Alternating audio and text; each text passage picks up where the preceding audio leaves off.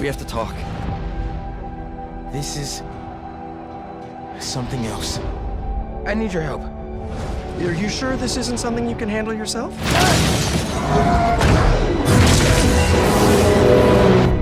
I'm sure. Hello there, everyone, and welcome to the Overcast, your joke-making, fun-having pop culture podcast. I am your host, Justin, aka Oversoul. And I am your co-host, Nick, aka the Vaping Fiend. Yes, and like always, we bring you sunshine on a cloudy day. And this is another bonus episode. Much like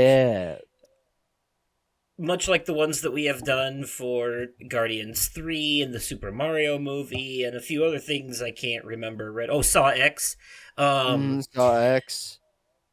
Much like all of those. I think we did the PlayStation event too as a bonus episode, didn't we? Yes, we did, because they did their thing separate from Game Fest. So this episode is going to be all about the PlayStation 5 exclusive Insomniac's Spider-Man 2.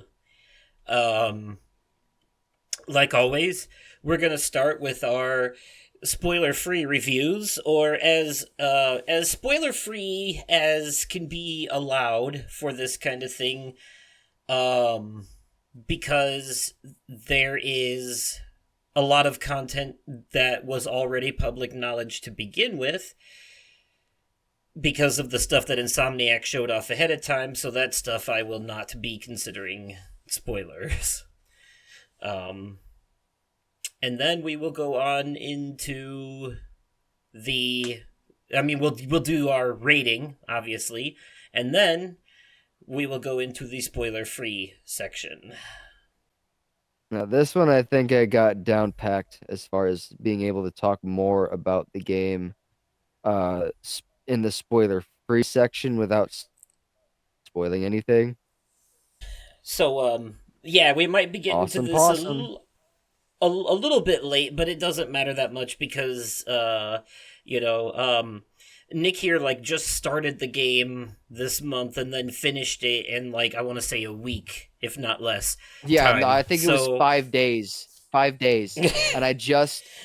So, the only things I have left to finish are the EMF mission, the EMF experiments, and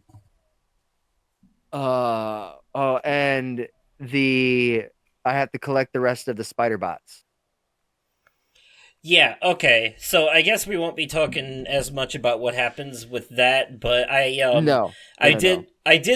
did look it up, and apparently it's a reference to the Spider-Verse movies, or a potential... That makes sense. A potential reference to the next one, but there's a character that you meet that was supposed to be in the latest movie that was removed from it at the last minute, but might be in the next one, apparently. Oh, and really? There is an offhanded mention of the villain from the second movie. So, okay, kind of it's a kind of Easter egg, I think. Yeah. But that's all the more I can really say about it. But, we'll start with the spoiler-free section, obviously. Yes. There's a lot to talk about there. I would say the fact that you get a Venom suit is not a spoiler, because Insomniac showed it off before the game came out. So Yes, they did. So we can talk about that without any story specifics, but about the combat for sure. Dude, so the I would say the combat on this, how seamless it is. I know you want to talk about it. Go for it. Oh, the combat, it flows quite well. Yeah, that's what you're saying. It flows really well. I will say that in my mind, Spider-Man 2, this game, because of the combat and because of the stealth mechanics and the addition of the web wings, this is the closest thing we're ever going to get to another Batman Arkham game, frankly. No, absolutely. I agree with you 100% on that. It feels very similar, and looking back on it, these Spider-Man games definitely borrowed a lot from those Batman Arkham games. But you know what, though? if you're gonna copy someone's homework, might as well make it the smartest kid in class, right? So, Right. you know, so it's not a bad thing, if somebody does something that works, then other developers should try to emulate that, you know and make it their own. It's not a carbon copy, it still feels different to play, especially because most of your traversal throughout the game is the web swinging, and man, if that doesn't feel so goddamn good when you do it. I have to agree with you on that because there's like I think that's one of the reasons why I gravitate towards these Spider-Man games is because it's something hits different about like when you're swinging through the between the buildings of New York. It's fucking awesome, bro. Oh yeah, it is. I will say though, because of how I am with like heights and stuff. It Mhm. doesn't bother me being like in high up areas in these games and stuff. What gets me is when you start going really fast, or like you are falling from a really high place and everything around you gets blurry and the wind goes whoosh, and like I Mhm. don't know, my asshole like jumps up into my throat when that happens. Like Fair. like I get a little like ooh, um, Mhm. but they were actually, we can talk about this too.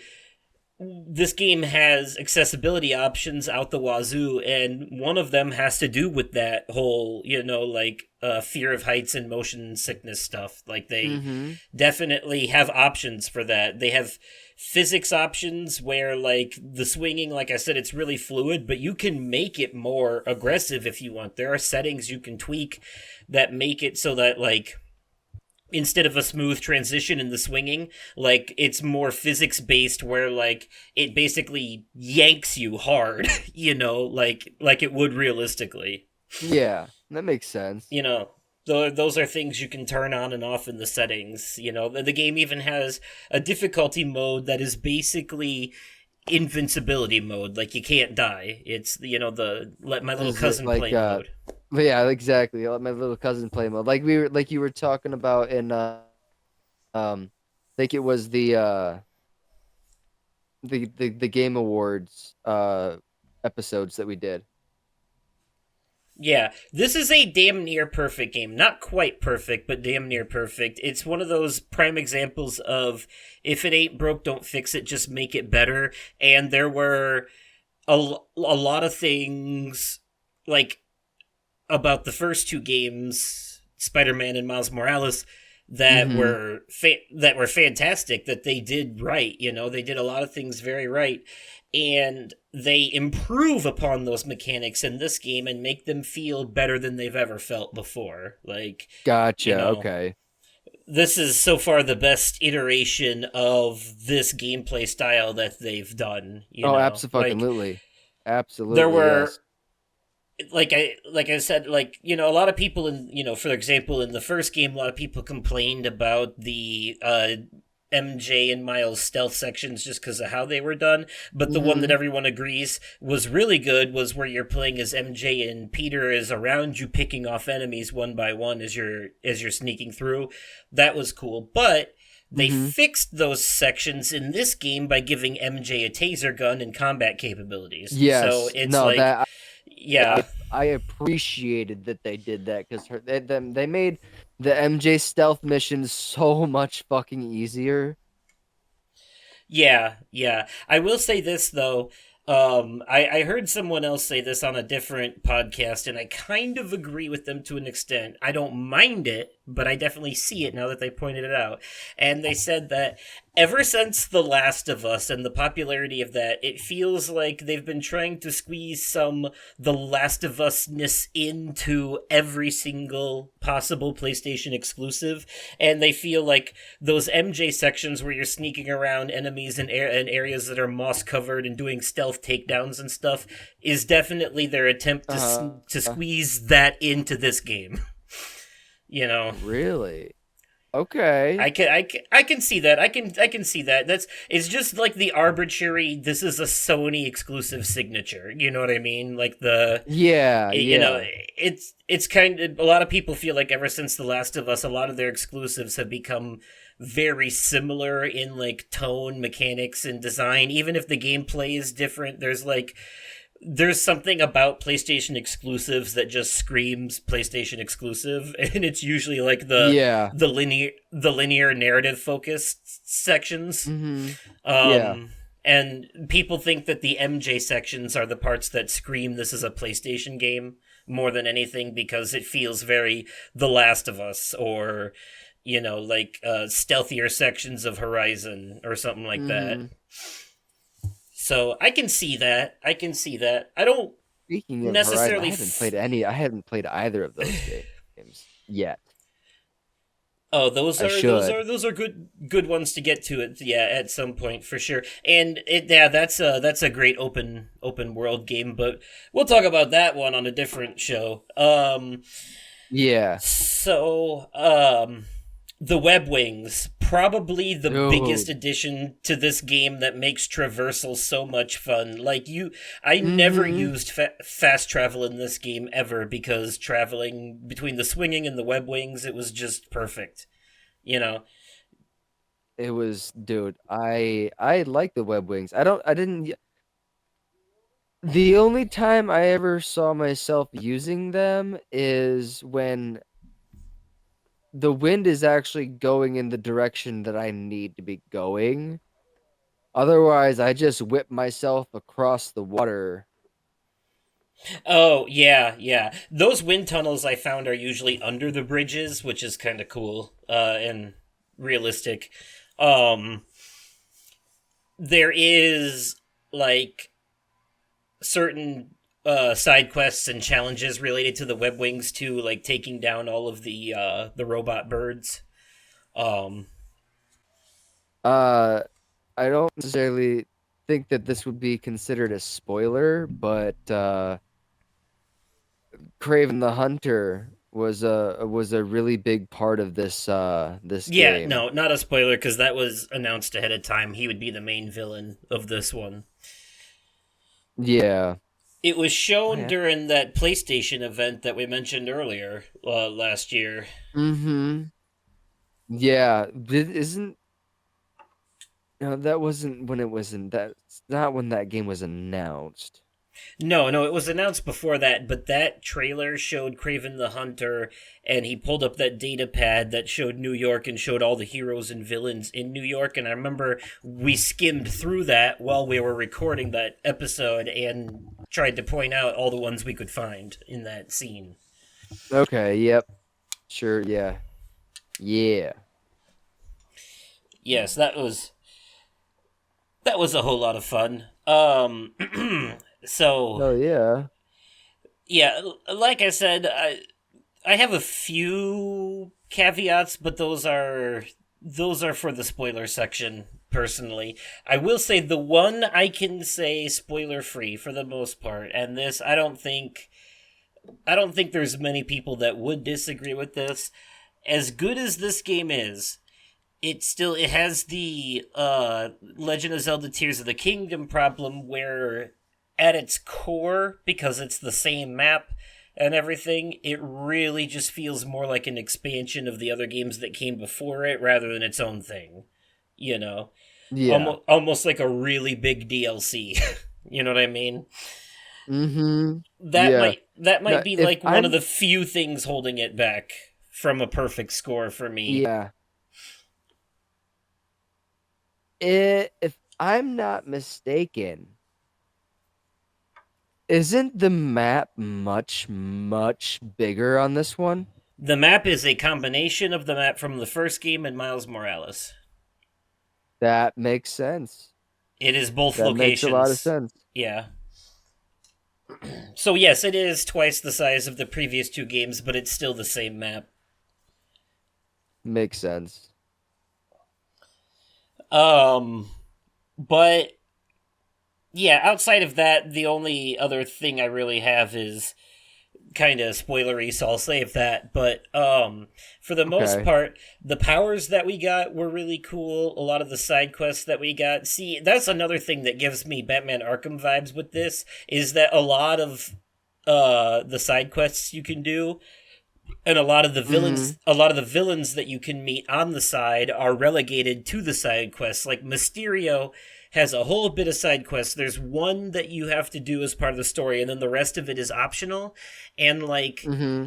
that definitely gives me Arkham vibes because that game did the same. Those games did the same thing with Batman's Rogues Gallery a lot in those games. You know, it's like Okay. big villains were part of the main story, but then when it came to the side quests, that's where you'd run into people like Mad Hatter and Professor Pig and Hush, you know, stuff like that. I So, need to get. I need to play through those games again, and I need to play through those games completely because I don't think I even ever finished Arkham Knight. well, to be fair, in order to finish quote unquote Arkham Knight, you have to get 100% on that in order to get like the actual ending. So there's like a progress wall that you hit after you get so far in the game, and then it expects you to complete everything before it lets you see the actual ending. So That makes sense. I looked it up on YouTube because I didn't feel like dealing with the Riddler shit at the time. Um, but there is a HD remaster collection of Asylum and City called Return to Arkham that was for the PS4, playable on PS5. That is probably the best way to play the two best games in the whole series, you know. But speaking of Craven, a pretty big who's who of different villains and even some, I don't want to say heroes, but definitely vigilantes popping up throughout this one. We'll talk more about them in the spoilers, but like probably the biggest overall cast any of these games has had so far, I would Oh, say. absolutely, absolutely, yes. Um, let's talk about, because obviously this isn't a spoiler. You play as Peter and Miles in this Yes, one. I like that. It's not. I wouldn't necessarily say that's a mechanic, but it's definitely. I like that they have specific um specific missions that only each of them can do, and then there's times where the other will jump in with like Peter will jump in with Miles and Miles will jump in with Peter. I like that. I did like that. I did like that. Yeah, when you're like just taking down random street thugs and stopping crimes and stuff, every once in a while the other one will be there helping Mm-hmm. you. That was Yeah. cool. And it's not just them either. Later in the game, but again, more spoiler territory later, but as you start to meet more characters, they too will start jumping into these fights I as well. liked that as well, yes. Um so that was pretty cool, noticeable. Now, did you have a preference to who you were playing as between Peter and Miles? Mm, Because they do play differently. they do. They do, I think. They do. With all of the different powers that Miles has and the I don't know if this would be considered Yeah, with Peter's symbiote powers and Miles' electric powers. yeah. I find it was easier for me. Okay, so against the symbiotes, it was easier to play as Peter for reasons that we will get into later. Yeah, yeah, I know the exact reason why that is, and Uh-huh. it's definitely a spoiler. Yep. We'll get into that later. Um but as far as like against the hunters,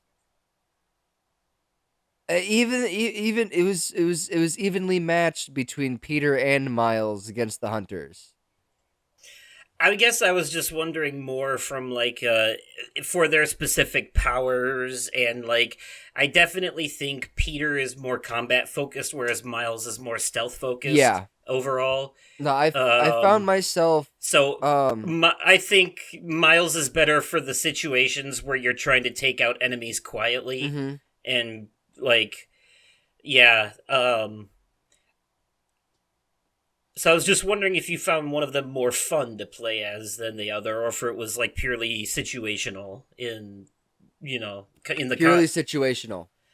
Okay, I can see that. I think the way I would put it is that I liked, just because of my gameplay style, if we're talking regular Peter and regular Miles, I like playing as Miles more. His electric powers to me are more fun and useful than Peter's robot arms that come out of his regular spider suit. Yeah. That being said, though, Mm-hmm. I have to. I have to agree with that. Symbiote Peter is more fun to play as than regular Miles or regular Peter combined. Uh, Oh, absolutely, absolutely, yes. Black Suit Spider Man is the peak of gameplay in that game for sure. Like, Yes. absolutely, like his powers are the best, especially like when you're surrounded by multiple enemies and you just do one of those rage moves that hits them all at once. It's amazing. Mm-hmm. Yep. So, yeah, I definitely loved that aspect of it. I will say though that it does seem like Peter's side of the story is definitely more focused on like science and like cosmic stuff with aliens and whatnot, and Yes. Miles' side of the story is a bit more grounded. He's dealing with some more mysterious stuff with magical stuff with the Doctor Strange stuff and the Mysterio Mm-hmm. stuff and the Martin Lee stuff, but his side of things is also more down to earth, so to speak, because he's dealing with Yeah. the street level everyday folks that you're doing a lot of side quests for on his side of things. Like you're finding stolen jazz instruments for the museum for your community, and you're helping your Yep. schoolmates with their science projects and stuff like that. Meanwhile, Mm-hmm. Peter's like zipping around like Peter's like experimenting with like DNA and like zipping around, taking down, like you said, like aliens and stuff, you know? Mm-hmm. So, there's definitely a small juxtaposition there, but the stories for sure cross over in ways that definitely matter. And I like how they take everything from the first two games, Spider Man and Miles Morales, and tie a nice little bow on it in this game, Yeah. bringing the whole thing full circle. Because, I mean, for a while there, until I went back and kind of refreshed my memory of it, I forgot that Miles actually had a pretty big role in the first Spider Man game before he was also a Spider Man. Mm-hmm. Before he got powers too. There were a few stealth sections where you played as him as a normal human in that game.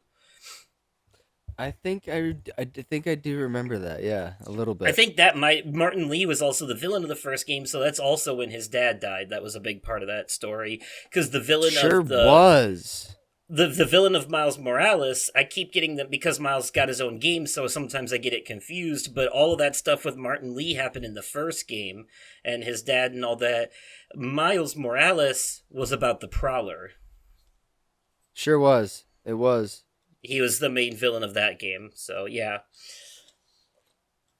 And then of course you're doing missions for him in this one. um, but Yeah. but yeah, a lot of fun stuff. I will say a couple of those side quests, like the ones that are more puzzly, like the Prowler one, kind of had me sitting there scratching my head for a minute before I finally figured it out. Like, I was like, "Oh, there it is." I was just like wasn't looking hard enough, or just missing something right under my nose every single time. You know, Mm-hmm. that's all it really was for the most part. It's just my own folly. It's not like they're hard or anything. It's just some of them you have to actually kind of look around and pay attention to the environment to figure them out. No, yeah, Um, I will have to agree with that. Yes. we'll talk about it more in the spoilers, but I have to say my favorite series of side quests was definitely the Cult of the Fire one. Yes. Um, I will. was that I wouldn't yours necessarily. too? No, no, I wouldn't necessarily say that that was my favorite. I would have to say that my favorite Shit, no, yeah, I have to agree with that. No, I agree with that 100%. Yeah. Okay, you thought it was something else, but then you I thought thought it about it was for a minute something and you're else, like, but I you know like what? think like yeah, no, I'd have to agree. I have to agree. That one probably also has, like, on Peter's side of things, has a lot of story going for it, about as much as the jazz instruments one does for Miles' side of things. Yeah. You know, Mhm. those are probably the two most story heavy side quests, I would say. Because a lot of the side quests feel more like a checklist of things or collectibles than they do like story stuff. But those two in particular are like, they have full on cutscenes and whatnot that you'd Mhm. otherwise miss Yeah. if you don't do them. Yeah. Yeah. So really good stuff in there that we'll talk more about later. But yeah, I was just trying to think if there's anything else we want to throw here in the spoiler free section. Any other thoughts? We've talked about the combat, the traversal, the character swapping, the side quests, I stuff like can't that. think of any I can't think of anything else. I Just think the we things got that we this. knew. Yeah, things that we knew about before the game. Yeah, we talked about the stealth sections, the with Mary Jane and all that, and Yeah. okay. Think we got I'm the trying spoiler to think. free Yeah. Oh, yeah. section pretty much covered. Of course, we should also definitely mention real quick that, like, no story specifics, but listening to the podcasts from J. Jonah Jameson, and then the other girl that's like the complete opposite of him, back and forth as Yeah. you're swinging around, really Mhm. great. Adds a lot of like lore to the overall world. It does. Makes it feel alive. I will say this too. I do like how alive the streets of New York feel with all the people and all the cars and everything going on. It's probably the most congested that they've had it before, because now that it's on the PS5, they can do that. Yeah. Um, Add more stuff into Yeah. it. So, yeah.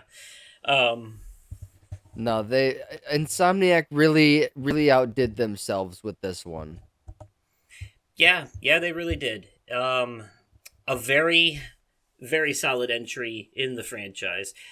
Okay then. Hell yes. All right then. Yeah, I guess we'll give our ratings and move on to the spoiler section. For me, as I said earlier, I mentioned one of my caveats, and the others will be in spoilers. But there are just a few things that keep it from being a perfect 10. So for me, it's a 9. I have to.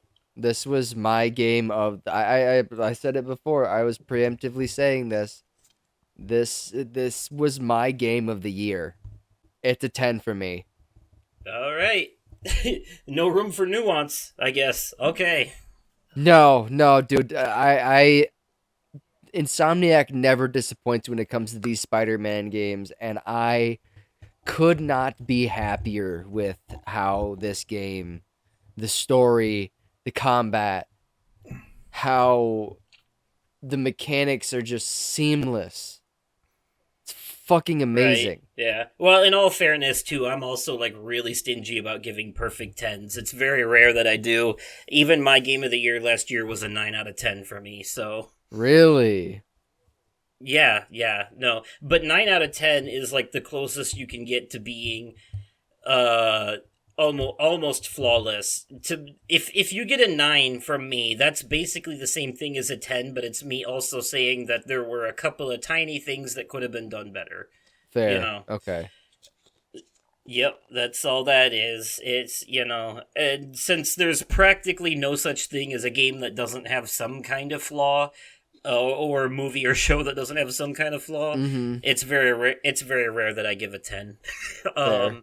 But I have given them. I think I gave one to, like, The Lord of the Rings, The Two Towers, like the second movie, which is my favorite of the whole trilogy. Didn't you Yep. change your rating from Spider-Man Across the Spider-Verse from a 9 to a 10?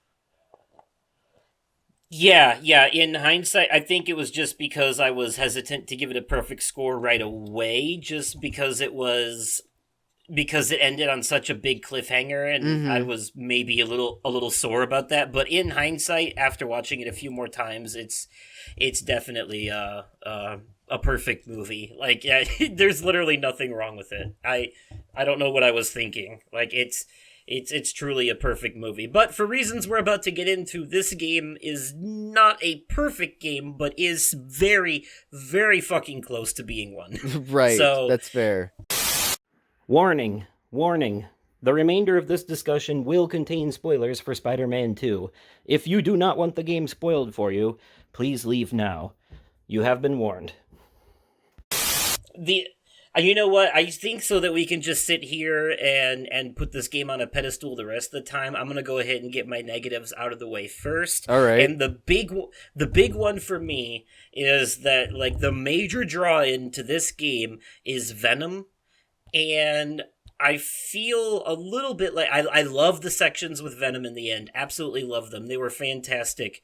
But I do feel like he was a little bit wasted. Like, there wasn't enough. There needed to be more. Once you get the full Venom, like the big Venom that's voiced by Tony Todd, nonetheless, you know, Candyman, you know,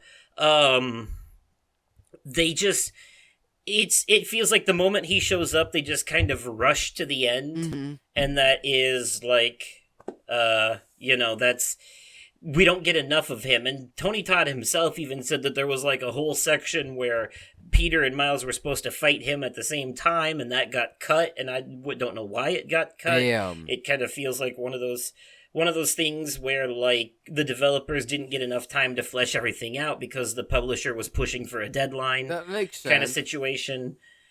So, like, that irritates me a little bit because, like, Venom is, like, one of the main aspects of this entire game, absolutely. and he's in the entire game for maybe, like, 15 minutes at the end. And that kind of upsets me a little bit. You know, I didn't give the warning that we were in the spoiler section now, but I don't think people need it because they heard the transition. You guys know how this works. Once you hear the transition, once we give our rating and you hear the transition, we're in spoilers. So, yeah, there was no warning this time. well, the warning was the transition. Yeah.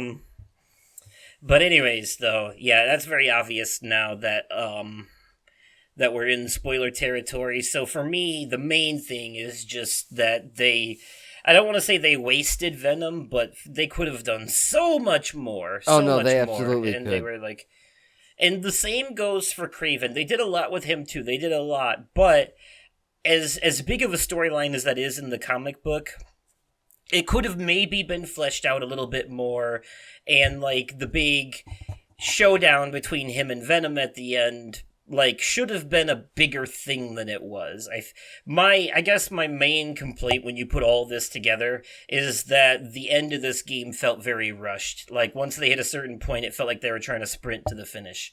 And yeah, no, I agree. I have to agree with that. at the time, I didn't mind that because after quite a few boss battles and combat, I was getting to the point where my hands were starting to cramp, and I was like, I didn't get that. because the combat was starting to get really intense, and I was like, damn, I'm glad I leveled up because this would be a lot harder if I didn't. Right. And I'm like, at first, I was happy that the game ended when it did because I was a little afraid it was going to overstay its welcome. But in hindsight, I kind of wish that maybe they would have cut the fat from some other areas of the game, maybe cut down on how many side quests there are and stuff, so they could have allocated more resources into fleshing out that ending a little bit better. Yeah. You know? The game ends really well. Like, as far as the actual ending, I like that, and I like what they did with that, and we'll definitely talk about that too, because holy shit. But like the third act climax was, it was a little not disappointing, but a little it under-delivered for me, I guess you could say. This was your number 2? Yeah, this was my number 2, but see, that's what nuance is all about. You are able to love something and still see its flaws. That makes sense, yeah. The negatives by no means whatsoever outweigh the positives, obviously. Yeah. Like I said, it's a 9 out of 10. These are the only complaints, but I feel like they're well-founded complaints, because I know I'm not the only one who has them. I've heard other people say the same thing. Other people who also love the game. I've also heard the complaint for this and Zelda that they both just feel like expansions to their predecessors, but that is also coming from people who love them. That's yeah. You know. Yeah. Not every negative is a hit. Most of it is. That's what makes these discussions so engaging to listen to, is when you can balance out the pros and cons, the things you liked and didn't.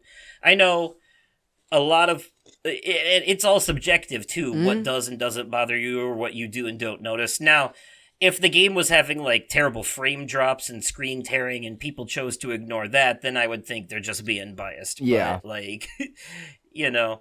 But you yourself just agreed that the ending did feel a bit rushed. So, you know, you noticed it. It's something that you caught on to, but something that that for whatever reason didn't bother you, and that's perfectly okay. Yeah, no, I loved this game. It was so good. I just I give credit where it's due, but I also have to point out the few things that get to me, and really that was it. Like, if I had the only two big complaints about the game is that the final act was really rushed. We didn't get enough venom, and you know, at the end of the day, it is really just, the game does have a case of what I would call sequelitis going on. That being said, though, those are all small potatoes in comparison to everything that it does right. So, you know, those are the only three things that keep it from being a perfect 10 for me. I will say, though, if I remember correctly, I think Miles Morales was almost a perfect 10 for me. It was like a 9.5. So I still don't understand why that one didn't get any nominations at the Game Awards the year it came out. Because, you know, if Spider-Man 2 feels like an expansion game, then Miles Morales feels like DLC, is probably why. That's fair. It was kind of like a much smaller, self-contained side experience that, you know, It and was that was still good though. It was good, but that was also a pretty stacked year. We had The Last of Us Part 2 that year, and that's fair. Yeah, quite a few other things. So, but yeah, so let's talk about some of that story stuff at the end there too, because I think the biggest surprise for me, and one of the things that still stands the freshest in my memory as one of the most memorable parts of the game, one of the most memorable boss battles, and just like one of the coolest parts of the story overall, is MJ getting infected with a symbiote and turning into Scream. Dude, that was one of the fucking surprise villains too, wasn't it? Yes, that was one of those curveballs, and the game throws a lot of those at you. There's a lot of surprises in this game, but that for me was the biggest one by far. Yeah, now that was interesting to see. Absolutely. Yeah. You're basically fighting Scream throughout the fucking neighborhood, and dude, in a fucking residential neighborhood, this shit was fucking nuts, yes, dude. I'm sorry. I'm still kind of laughing at the fact, though, that, like, I had a few very tiny, very minor complaints, and you were like, I thought this game was your number 2. Yeah, no, it doesn't make it not good. The best metaphor I can think of for what just happened there is, like, I'm like, yeah, I just got a new car. It's got great mileage. It's, you know, all the interior is brand new. Got a brand new windshield. My only problem with it is that there's a dent on one of the doors, and you would be like, I thought you said you liked it. You know, like, I do. The dent on the door doesn't undo all the good shit I just said. Right. You know, No. I think one of the big things people on the internet have to learn is to stop taking valid criticisms of things they like as personal attacks, because that's not Makes what it sense. is. No. Um, you know, but anyways, yeah, Scream was fucking great. That whole fight, that whole residential neighborhood fight scene was fantastic. And speaking of MJ, that one of the things I mentioned earlier about the stealth sections with her, probably my favorite part of that, and this appeals to me because I play a lot of horror games, and this felt like something out of one, was the section where she's going after Peter in like the sewers or the tunnel or whatever, and he's got the black suit, and it's taking him over, and he's turning evil, and he starts chasing her through the tunnels, and you're running from her perspective. That is so cool. I love that part. Yo, that was fucking amazing, dude. Hell yes. Like, that was a very well done. Oh, absolutely. Very well done part. Overall, just some really great stuff in here. Miles with Martin Lee, like reconciling with him, and the man who killed Miles' dad. But I like how he says that he basically tells him, "I'm not gonna forgive you, but I appreciate what you're doing for us." Because, it goes to show he can be civil, the enemy of my friend and all that, but like he has no obligation to forgive him for what he did. He doesn't owe him that. No. And that's cool that they showed that. You don't always have to take the high road and forgive your enemy just because you're working together now. It's, what happened. Yeah. It's still Miles' feelings about what happened are still completely valid, and I love that they touch on that kind of stuff. Hell yeah. It adds a very emotional and personal level to the character. Absolutely. And speaking of which, I like what Martin Lee had said. Oh, go ahead. I like what Martin Lee had said. There was one thing that he had said that really made it even deeper. I think it was something along the lines of, "And I will spend the rest of my life forgiving myself for what I did." Or something, something along the lines of that. Yeah, the rest of his life, which basically... Wait, if did he die or not? I can't remember, because I thought he did like some big sacrificial movement near the end. Which is where Peter ends up getting his white symbiote suit. He gives... Miles gets something from Martin, some kind of power that he's able to transfer to Peter, and that gives him the better suit. So he can have the symbiote powers and be in control of himself. That's what we were going to talk about. The anti-symbiote suit? Yeah. Yep. The anti-symbiote suit? Don't they call it the anti-venom suit? Yeah, anti-venom suit. Yep, that's right. The white venom suit? Yeah. Yes, it's so Hell cool. Yeah. And yeah, it definitely works wonders against symbiote type enemies. Oh,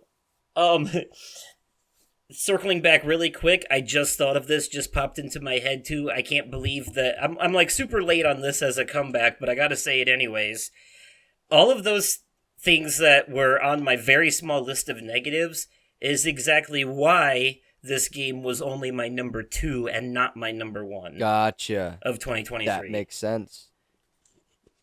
But keep in mind that it was a very, very difficult competition. I struggled with my number 1 for a while, but I eventually had to give it to the game that was basically the video game version of Twin Peaks. Fair.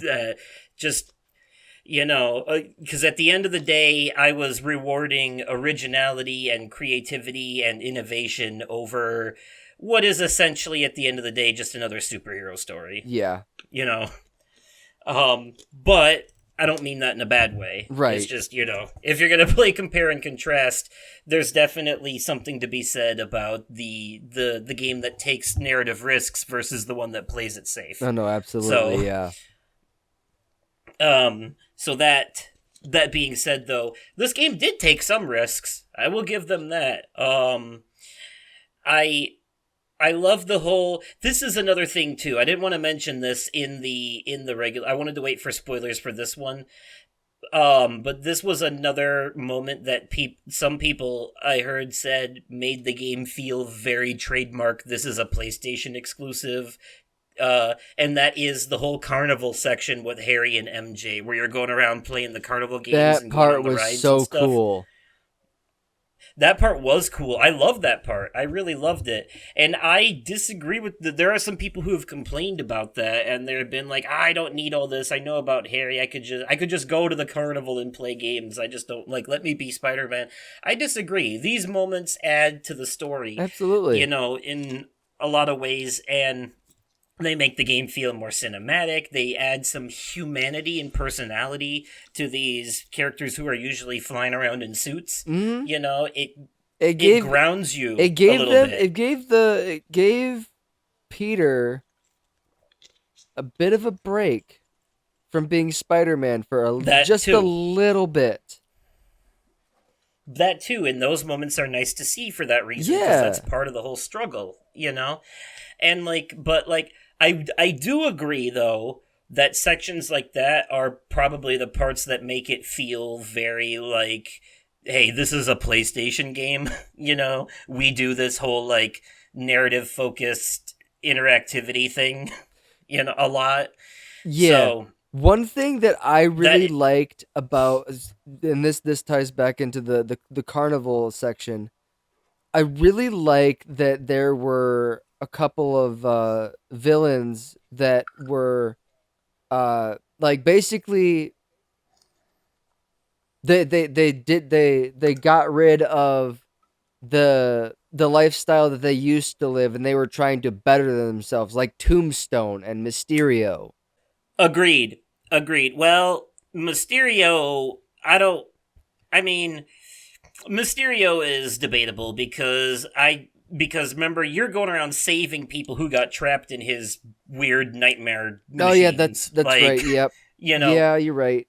Oh, who else was it? I did all of those. Was one of them. I did all of those though, and I do know though. To be fair, Mysterio didn't intend for that to happen. That was because I did all of those. Yeah. Missions, and he's pretty innocent by the end of that. It was all a genuine misunderstanding. Yeah, that's I think that's what I meant by that too. I was gonna say another one of the supervillains gone good. But you actually have to save Tombstone. Yeah, no, I thought you actually have to save Dr. Connors too. The Lizard, yeah, he played a pretty big role in this, since you're chasing him through at least an hour and a half of the game.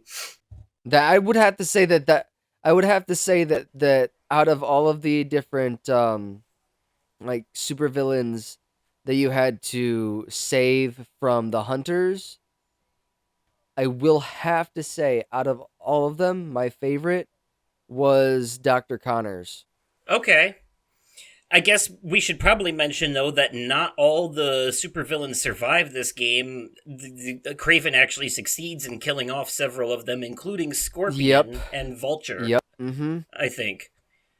Which is really fucked up. Those are pretty big names. Yeah. I was gonna say we didn't talk about Flint Marko.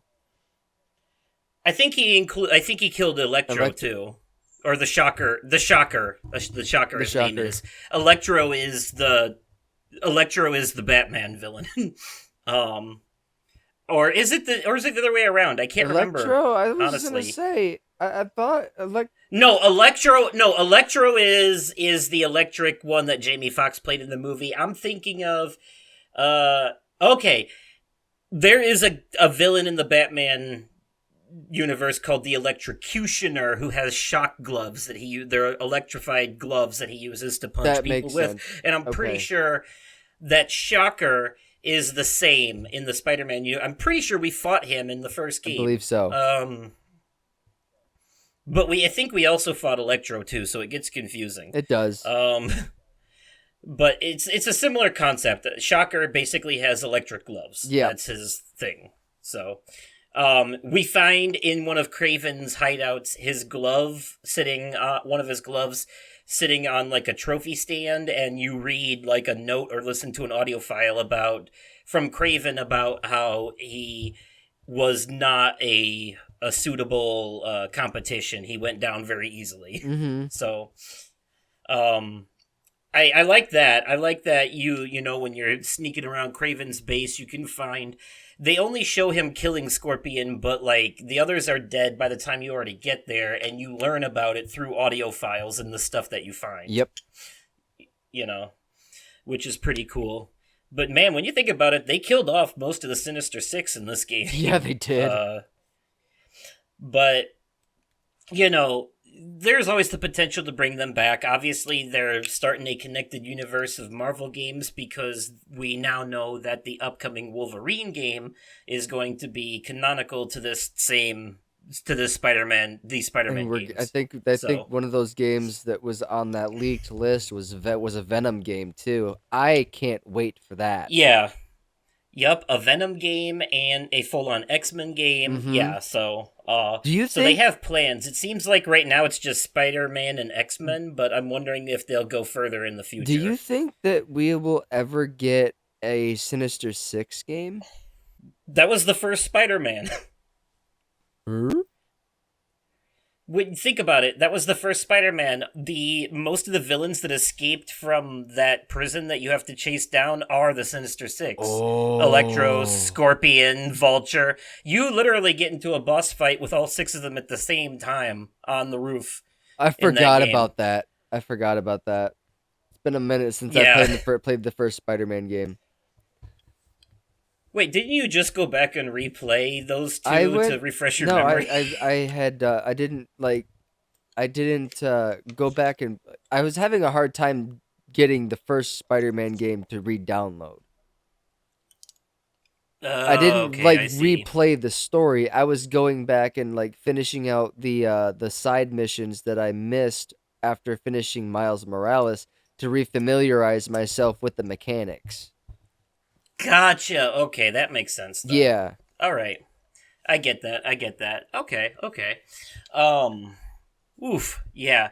They. I'm curious to see the different places that they would go with this kind of stuff. Mm-hmm. Absolutely. But the stories that they did here with Harry and the symbiote and Kraven, they were definitely mixing 2 different, very popular Spider-Man comic book stories together. Do you think in the next Spider-Man game that we see, whenever we do see another Spider-Man game, do you think that we will see Norman Osborn as the Green Goblin? I do think they kind of hinted towards that in this one, in the post-credit scene. That's what I was thinking too, because there was Norman was like super like angry with Miles and Peter because they weren't he basically said they ruined my son. They didn't want to tell Norman that there was a chance that they were not going to be able to save Harry after they took down the symbiote that took over his body. Yeah, anyone who's they saved him.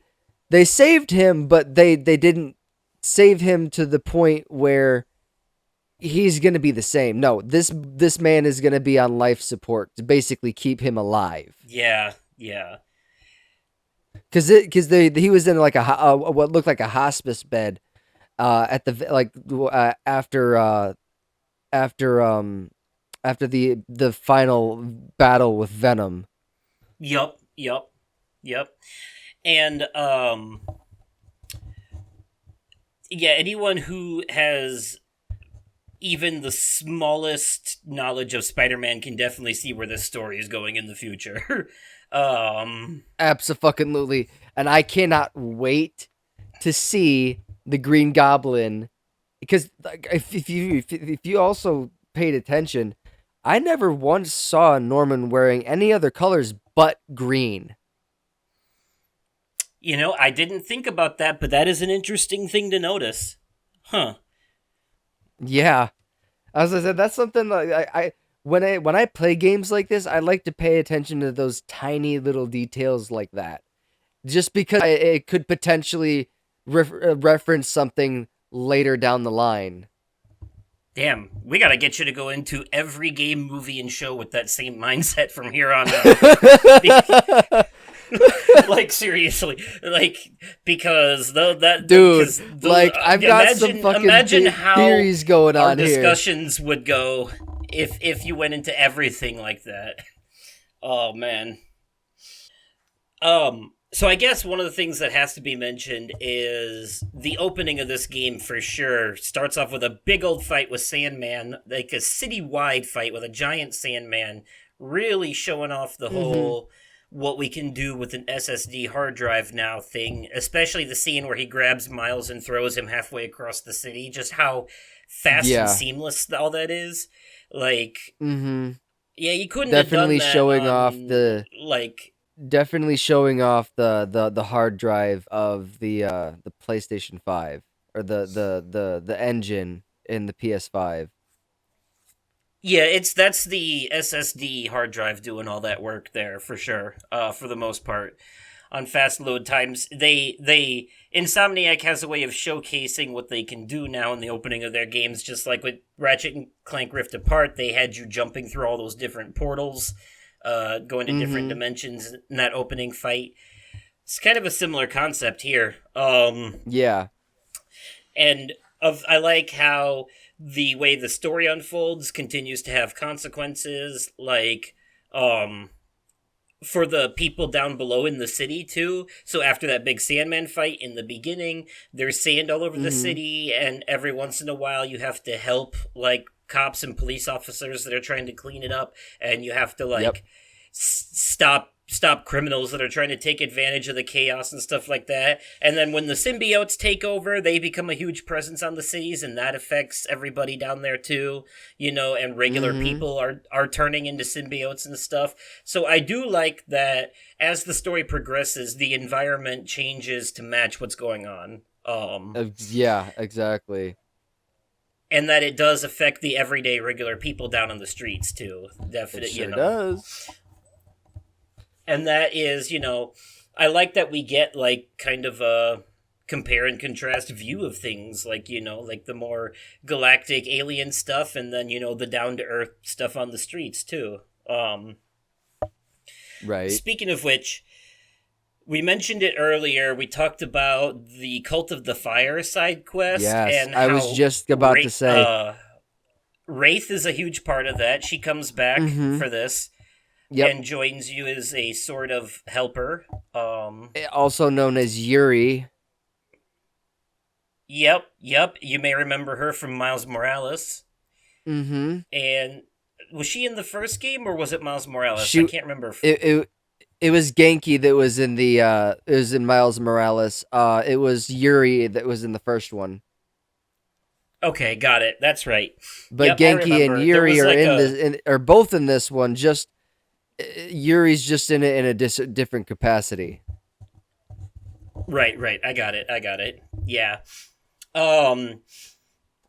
Yeah, I think I need to refresh my memory too of those games, but the yeah, so having her back and having you do all that, but what I find really great is when you do the last quest or the last mission for that quest, and you finish it up, and unfortunately, the leader of the cult gets his hand on some symbiote, and he gets away with it, and he talks about how sometimes you have to have a little carnage or something like that, and the symbiote turns the fucking red for a minute, yeah. The red symbiote, dude.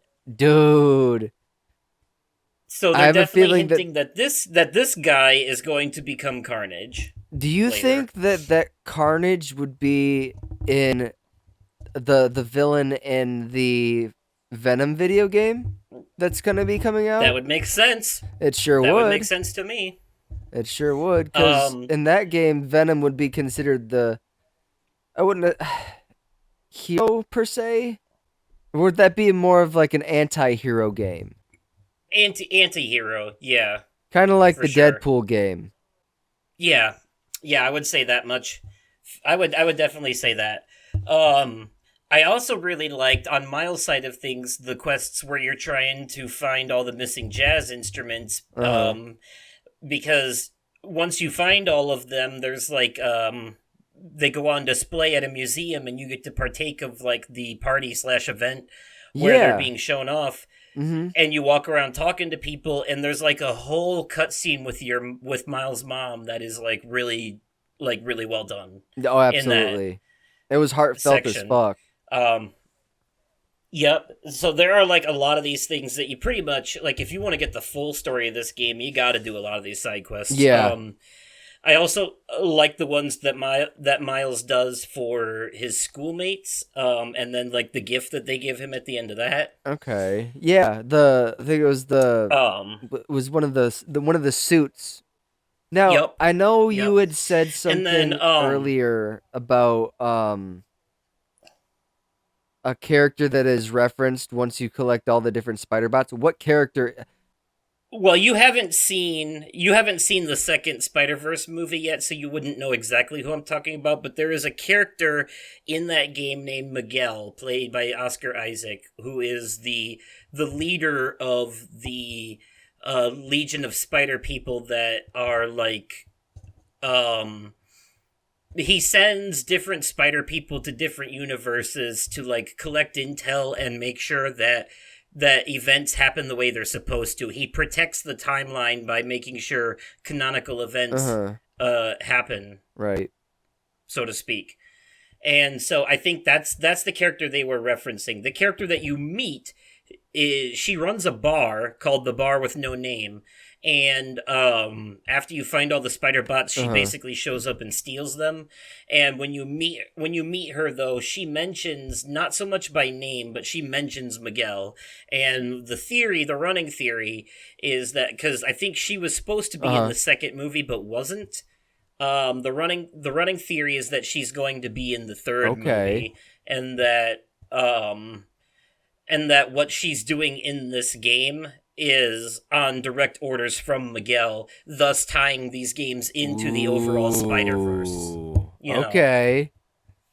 Yeah. Which would make sense because there is a moment in the most recent Spider-Verse movie where one of the characters keeps popping his head into different universes, and one of those universes everything's made of Legos, and one of those universes he pops into is live action, and it's the universe from the Venom movies. So Interesting. Okay. yeah, so that's kind of like the whole thing, and in that movie you do like meet like a central hub where all these different spider people from all these different universes kind of converge together and hang out. So Do you think that at there's some point, like do you think literally in the- like thousands of Spider-Men in that movie. So I've got a theory. Little off topic, but still on topic. Um, do you think in the next Spider-Verse movie that there will be like a point in time where they have they pop into the universe of the Insomniac Spider-Verse universe? Well, if I remember correctly, the Insomniac Spider-Man Peter Parker was there in that second movie among those group of spider people. Really? Yeah. Ooh. Like he was like it's not directly pointed out he's like hidden amongst a million different Spider-Men, but he's there. Okay.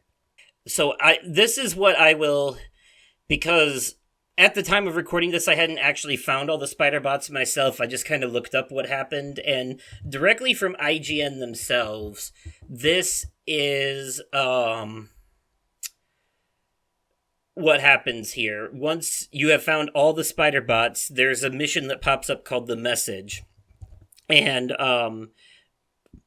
you you might have to open up your phone in the game in order to even activate the mission, but once you get to where you need to go, there's an alley. You approach the marker between two barred windows and a cutscene will start. So what happens in the cutscene is there is a woman at a bar, and her name is Delilah. She was a character that was shown Okay. in the art book for 2023's Across the Spider-Verse movie. She's a Okay. tough as nails villain who owns and tends at the bar with no name, a hidden establishment for supervillains from New York City. She's a gifted Ooh. assassin specializing in hand-to-hand and bladed combat. The fact that she takes away all the spider bots implies that she has ulterior motives, especially since she hints that Miguel, the villain of Across the Spider-Verse, is looking for them across the universes. The involvement of the Spider-Verse was foreshadowed by the mid-air spider bots, which have the hexagon portal shape around them. Okay. Delilah was originally intended to debut in Across the Spider-Verse, however, she ultimately never appears in the movie. Her presence in Marvel's Spider-Man 2 seems to be setting up her appearance in the third movie, Beyond the Spider-Verse. This is not the first time the multiverse has been a story element in Insomniac's Spider-Man universe either, as the Insomniac Earth 1048 Peter Parker appeared in 2018's Spider-Geddon comic, notably teaming up with the reformed Otto Octavius of Earth 616, the Prime Marvel universe. Peter also briefly appeared in Across the Spider-Verse in both versions of his advanced suit. Yeah. Okay. So that's what the Spider-Bot missions are. I figured it would have something to do with the Spider-Verse stuff, and it's funny because at one point, when playing as Miles, I picked up a Spider-Bot that was, the design of it was the Miles Morales suit from the Spider-Verse movies, Yeah. and he was like, don't tell anyone, but you're my favorite Spider-Bot, you know? So, like, the dialogue that changes when you pick them up, depending on who you're playing as when you pick them up, too. So I saw something earlier that is Spider-Man related, so it's not completely off topic, but it involves the Tom Holland, the fourth Tom Holland Spider. This is just a rumor at this point. It says Spider-Man 4 is reportedly set to completely merge with Sony's Spider-Verse movies. If this rumor is true, Tom Holland. So that would be Tom Holland could be meeting that a would lot be more. Venom and Mobius so far, I think. As I say, if this rumor is true, Tom Holland could and be, Madam Web. Yeah, Tom Holland could be meeting a lot more Sony characters than just Andrew Garfield and Tobey Maguire. That's true. And this picture That's has true. He could. Miles Morales on it too, so this might be the live action introduction for Miles Morales into the MCU. It's all purely speculation at this point, but I would love to see Miles Morales in the MCU. Abso-fucking-lutely. I would love to see it. Yeah, it's definitely something I've been waiting to see if they would do. They hinted at it, a possibility. They absolutely before. did. Like, we've met his Miles' uncle, who was played by Donald Glover. Yes, Donald Glover, Spider-Man Homecoming. Well, here's the funny thing, too, about that. In Spider-Man Across the Spider-Verse, there's a scene where they have a bunch of, like, multiversal villains captured, and one of them is Donald Glover dressed up as the Prowler. Oh man. So that would be interesting. Yeah, it would be. To see. But, back on the topic of the game itself, yeah. I'm trying to think about... Sorry about that. Some of... Oh, no, we're good. Just trying to think about some of the other stuff. You know, I think we've just about covered all of it, honestly. I mean, it's only like a 20-hour game. Yeah. And there's a lot of side quests, but a lot of those other side quests, they don't have a whole lot of story stuff going for them. They're just kind of like a list of things to do, and you, like, unlock a new suit at the end or something. Yeah. But, the ones that we mentioned had some pretty big stuff. I will say there are a couple of down-to-earth side quests that are really cool that you can do as Miles. Like, the one where you, help that lady find her father who went missing. Her He's grandpa. an old guy, and then you find him sitting on the... Her grandpa. You find him sitting on the bench in the park. And the one where you help a homeless Harold as well. Mhm. Those were both some really well done, really emotional. So the side homeless Harold, the guy with the pigeons, after coming back, I almost kind of teared up a little bit because Everyone did. That one got to people. he was letting his pigeons go because he knew when he was going on a quote unquote adventure. He knew it was his time to go. Yeah. Yeah. That kind of fucked with me a little bit. Yeah, a lot of people said that about that mission. It's a tearjerker for It sure. really is. Definitely one people should do. Yeah, no, absolutely.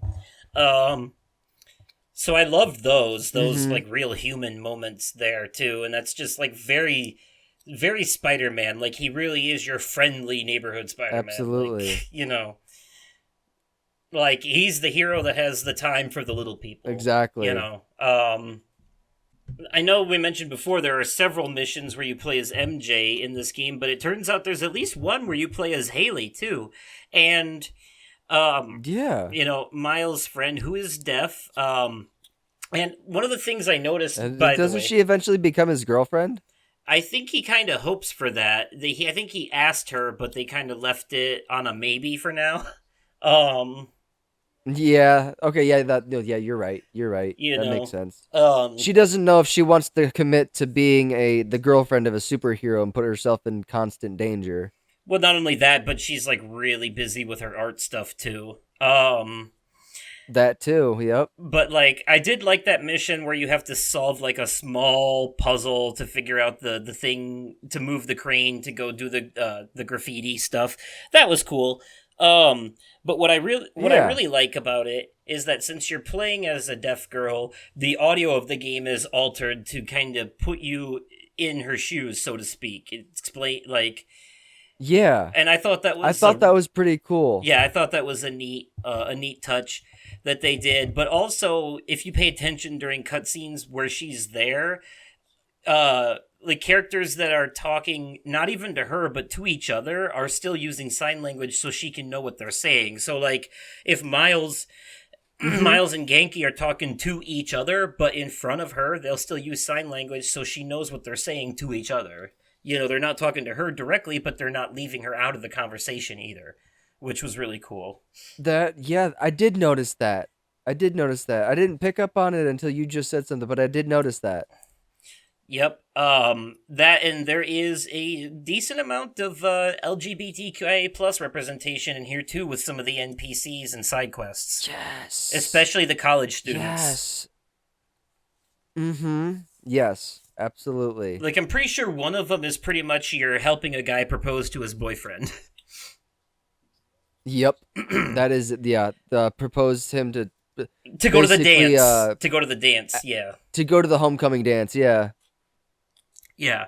So that was cool. I thought I think there are definitely some moments like this game has its like really huge superhero moments in the story, but there are a lot of like really down to earth moments in the side quests and just like the general exploration of the city that you could otherwise miss.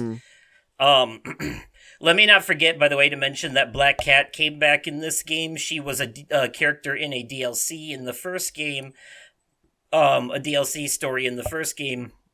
She comes back in this game having stolen something from Doctor Strange and using it to teleport. She just basically pisses off to Paris, and then they wrap up her story that way. Yeah, she goes to make sure that her girlfriend is safe or some shit. Yep. But they brought her back, but I love that part because it felt like they were trying to do like a callback to Ratchet and Clank Rift Apart with the portal jumping stuff by having you fly through those Doctor Strange circles. That was some straight up Doctor Strange shit, dude. Yeah, it also felt like they were kind of banking on the popularity of seeing Spider-Man and Doctor Strange together on the big screen in their last movie. So, like, they were like, okay, we're not going to... Maybe he'll be in the next game. We're not going to bring him in directly, but we are going to point out that he exists in this universe. But we kind of knew that already because you can... that I do like that they take the wand back when Miles is about to use it and they replace it with a note from Wong saying thanks for the help. It's just like they magically steal it back. Like, you could have done that the whole time. Why did you need our help in the first place? Right. But I want to talk a little bit about the Easter eggs you can find around the city in that regard. So you got Doctor Strange's Sanctum, of course. You got the Avengers Tower, like before. But there's more. Yep. There's there's actually a full-on trophy for visiting Miles's dad's grave as Miles. Really? Yeah, and there's also, you can visit Aunt May's grave as Peter, and they're both in the same cemetery. I want to say in the very northwest, either northwest or northeast corner of the map by the church. I'm gonna have to boot the game back up to go get those trophies. I want to say, there's a company, the name escapes me now. Okay. There's a company called Damage Control. They've been introduced in the MCU as a group that comes in and cleans up behind superheroes, like cleans up the mess they leave behind. They were Makes sense. They were introduced in both Miss Marvel, the TV show, and the third Spider-Man movie. They were both there. Okay. I think they might have actually been introduced in the first Spider-Man movie because the Vulture worked for Damage Control before he turned evil, because they were cleaning up the mess from New York. In the flashback, from the first Avengers movie In Homecoming. Yeah, in Homecoming in the beginning. Yeah, so Damage Control can be found cleaning up the Sandman mess in New York City. If you look hard enough. Mm-hmm. After the opening of the game, they're around, and you can find something for them. Also, you can find the Roxxon Corporation again in here. Yep. ROXXON. They play a big role in Marvel Comics a lot. So, all kinds of stuff. I'm looking at a list now because I didn't find all the Easter eggs myself, but I do want to talk about them. You can find the Wakandan Embassy there, where representatives from Wakanda are there to communicate and negotiate with, their allies in the U.S. And if you visit the embassy as Miles, you can do the Wakanda Forever salute while you're there. Where is this in the game? It is... It's actually been in all of the games so far, but the new interaction is unique. It is in the Midtown District, not too far from the river, basically. Really? Yeah, just a little bit east of the river in the Midtown District. Also, there's a new Baxter building for the Fantastic Four. If you can find it, it's at the southwestern tip of Central Park, and if you go to the roof of the building, you can see them. You can see an unfinished Fantastic Four logo. It's still being painted. Really? Yep. Okay. Where is this one again? You said the southwestern tip of Central Park. The back on the roof of the Baxter building. Okay. Yeah, and if you Google a list of Spider-Man 2 Easter eggs, IGN has a pretty comprehensive list here that tells you where they all are. There's also, in one of Miles Morales' suits that you can get, is called Best There Is, and the suit's name is a reference to the popular Wolverine quote from the comics, "I'm the best there is at what I do, but what I do isn't very nice."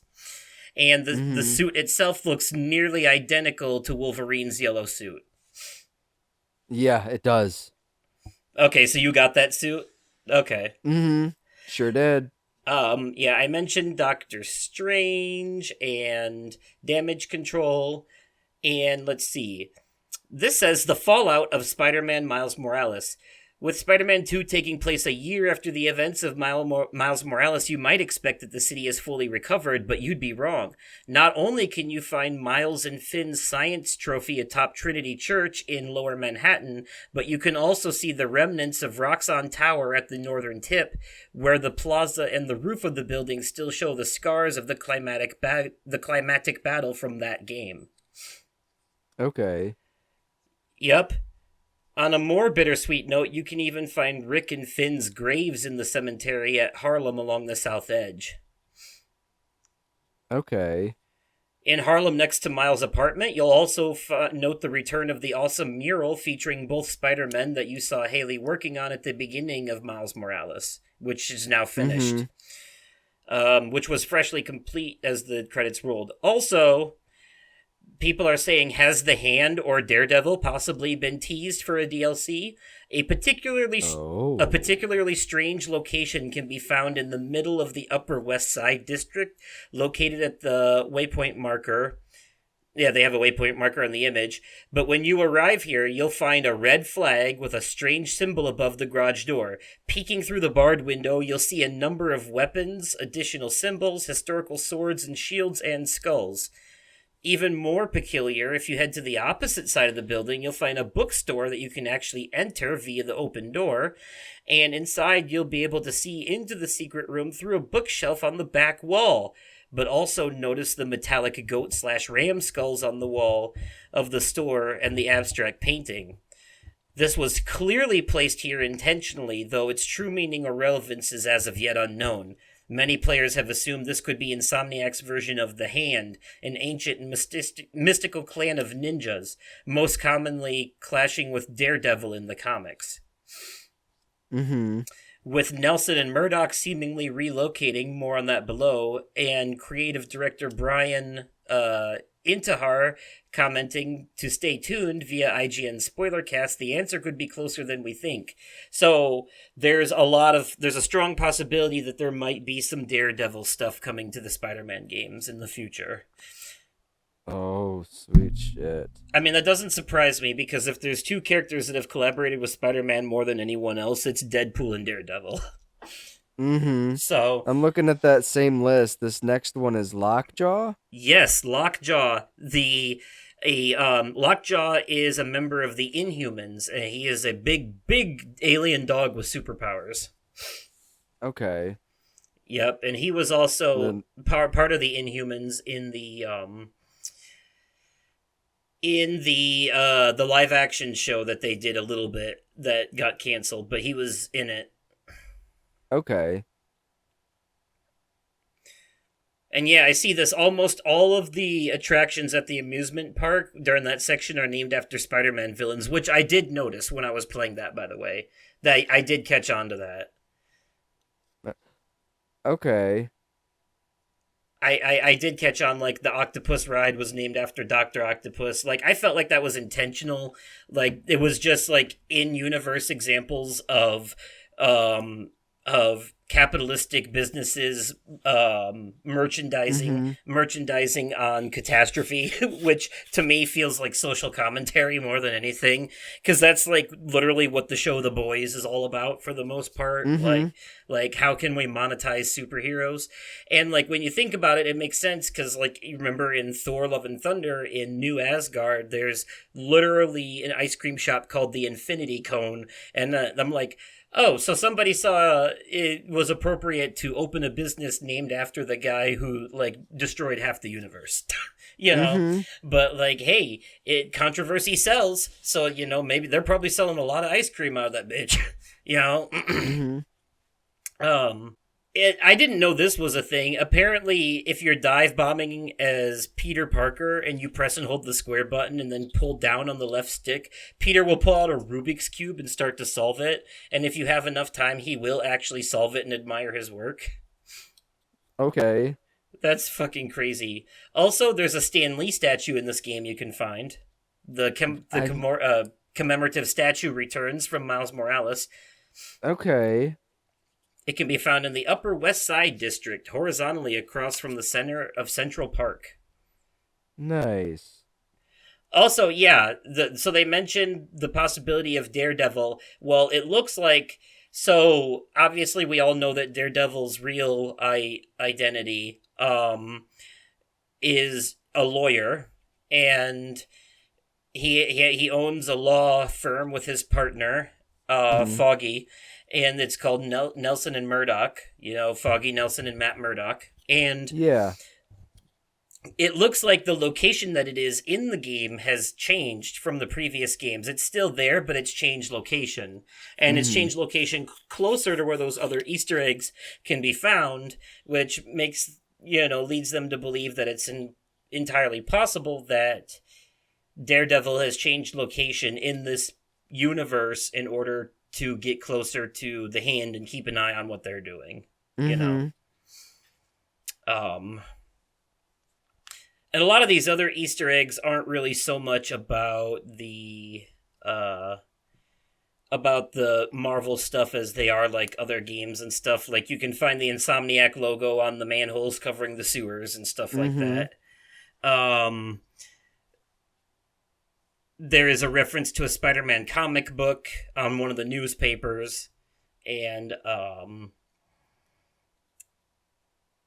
there's a reference to the Falcon and the Winter Soldier Disney Plus series when they mention the Southeast Asian island Madripoor. You can find it in a data log. So, but that could end up having important tie-ins down the line to the X-Men stuff that they're trying to do. But, yeah, absolutely. But I do love all these hidden Easter eggs. They really reward you for looking around and trying to find things for sure. And it paints a picture for a lot of speculation. And again, I hate to keep bringing this comparison back, but that definitely feels like a Batman Arkham thing because those games did that a lot. In Arkham Asylum, there is a hidden room you can find that is the Warden's room if you know where to look and the right wall to blow up. And in there you can find a map that reveals his plans for Arkham City before that game even came out. Damn, and okay. Yeah, just other stuff like that. They plant a lot of like narrative Easter eggs, or even just like running around the city. I think in Batman Arkham City, if you go to Crime Alley, you can actually find the spot where his parents died. And there's even a trophy for it. Damn, all right. And yeah, just stuff like that. So they have very similar things like in that kind of stuff. I love these types. Like if you're gonna make a superhero game, the gold standard is either Batman Arkham or Spider-Man. Like if you're gonna make a superhero game, make it like one of those two for sure. Yeah. That's the right way to do it. There Although I think Wolverine is going to be more of a hack and slash game, which I think is more appropriate for that character. Yeah. I think there's one more Easter egg. It says it's called Bye Bye Backpacks. That just means that like you're not picking up backpacks anymore. You're picking up spider bots now instead. This is a direct reference to the 2018 Marvel Spider-Man game. During the Roll Like We Used to main story missions, as younger Peter Parker explores Midtown High, you'll be crawling through the air vents when Peter will find a webbed up backpack of his, and he will remark that he needs to start keeping track of them so that they aren't misplaced. Kind of like a tongue-in-cheek reference to the backpack collectibles throughout the city in the 2018 Marvel Spider-Man game. Yeah, I'm not entirely sure why they listed that though, because that kind of like that line is part of a mission that's part of the story, so it's kind of like hard to miss. Yeah. Yeah. No, you're not wrong. You're not wrong. Kind of more of a obvious line than a Easter egg, but I appreciate them throwing it in there anyways. Yeah. But yeah, it's a pretty stacked game with a lot going on, but it's got a great story, even if the ending is a little rushed. It's got great gameplay, great Easter eggs, a great cast. Absolutely. Really good acting. Oh, yeah, before I forget, those were two of the things I wanted to mention as well, before I forget. The first being that I do like that we do see the consequences of the stuff they're dealing with here. Like, after both of them take down Sandman in the beginning, the very next thing that happens is Miles is late for class and Peter gets fired from his job. So, like, it's just that huge switch around. But I do like that this game basically ended, and I predicted this too. Like, I had a feeling this was going to happen just based off dialogue and stuff as it was being foreshadowed. But Peter has basically retired, and Miles is the Spider-Man now. Yep. And I knew that was coming eventually. I had a feeling that was coming. It just felt like the right route for the story to go with the way that Peter has been kind of like getting too old and tired for this shit. Right, you know? yeah, no, I can't say I blame him. But no, he needs to carry on his dream that Harry wasn't able to stick around for, the Emily May Foundation. Yep. And it is cool that they both get like new suits at the end too. We mentioned the anti-venom suit for Peter, and Yeah. then Miles gets a new suit, not new powers to go with it. But I gotta say, I'm not the biggest fan of Miles' new suit that he makes at the end. It's kind of goofy looking. The one the In one my that has opinion. like the tennis shoes?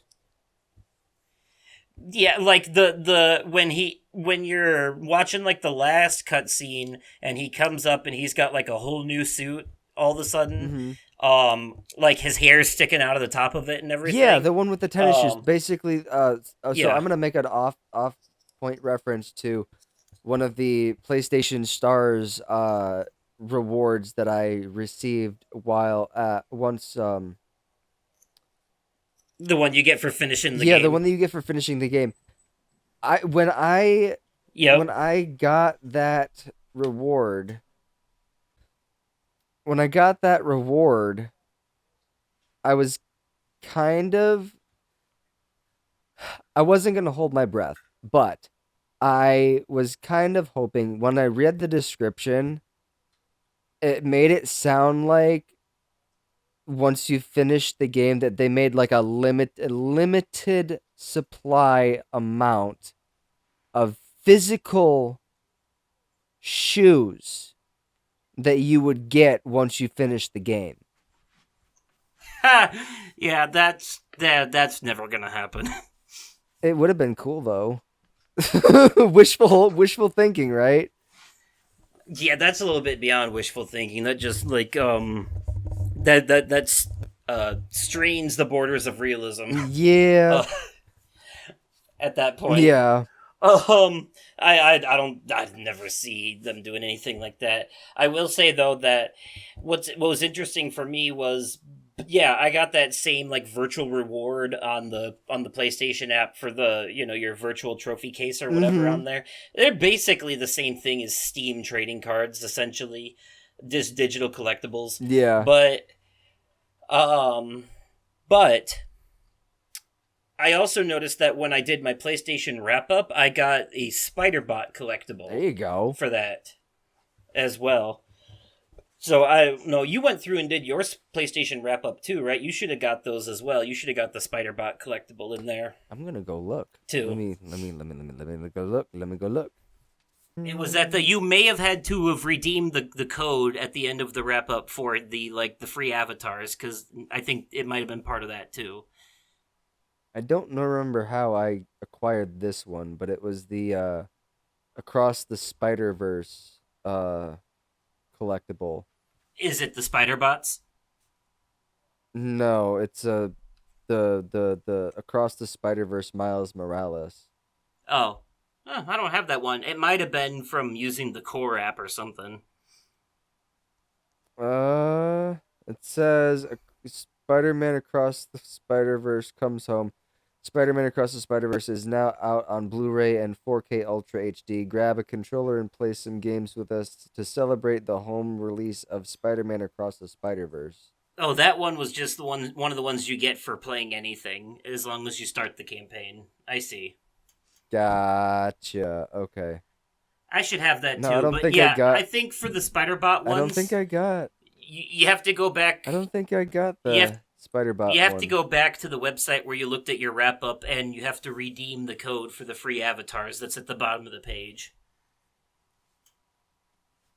Is there a way to go back and do that, or is that done It with? still exists. You just go to the same website you did before to do it.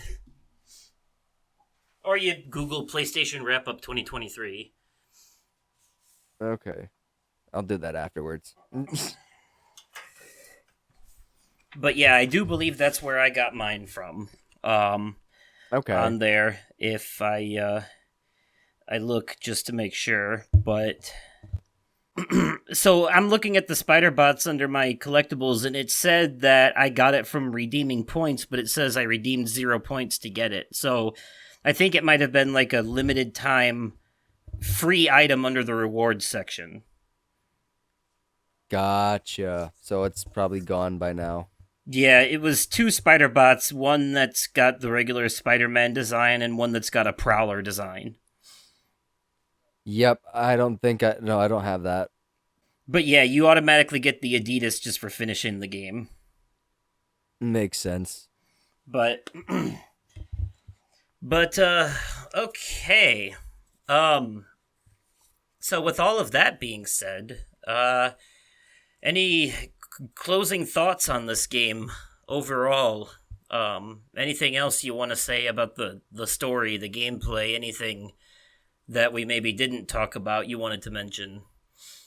No, I think we pretty much covered everything. All in all, a solid game. I agree.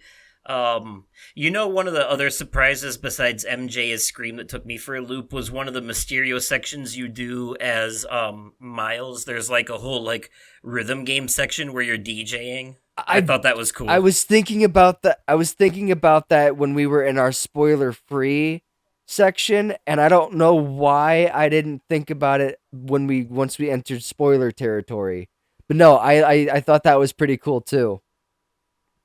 But overall, just to paraphrase, a really good story, if a little rushed at the end. Some very solid gameplay that improves all the mechanics that came before from the previous games.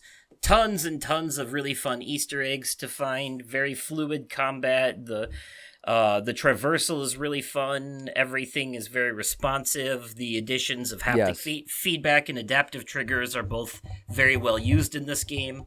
A great rogues gallery of villains that you get to interact with, and some really, really great down-to-earth moments with the everyday civilians and NPCs that kind of like, zoom the lens in on the world beneath all of the, climatic clash of the titans that happens above. Yeah, absolutely. This was man. Yeah. I'm excited to see where they go from here with this franchise. I really am. I'm looking forward to it. Me too. I'm still holding on to the fact that there might be integrating the Green Goblin into the next Spider-Man game. Yeah, me too. I definitely think that's one of the routes that they're gonna go for sure. But all right, well.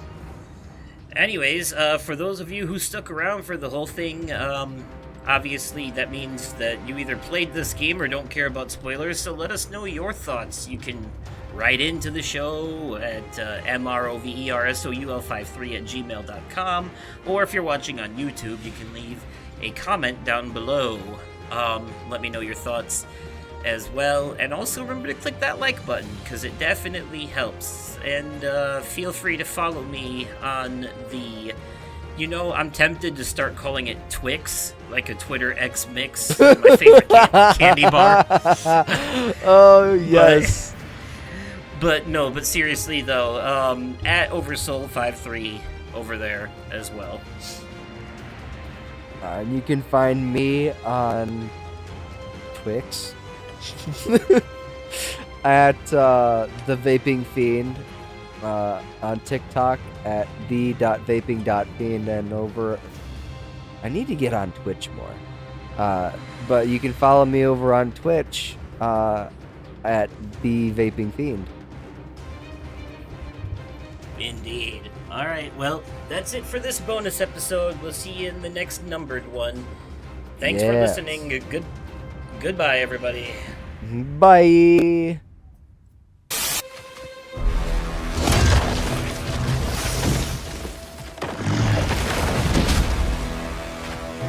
I didn't know there were bears in these woods. Okay, before we get down to business, there's something I have to tell you. out of honey.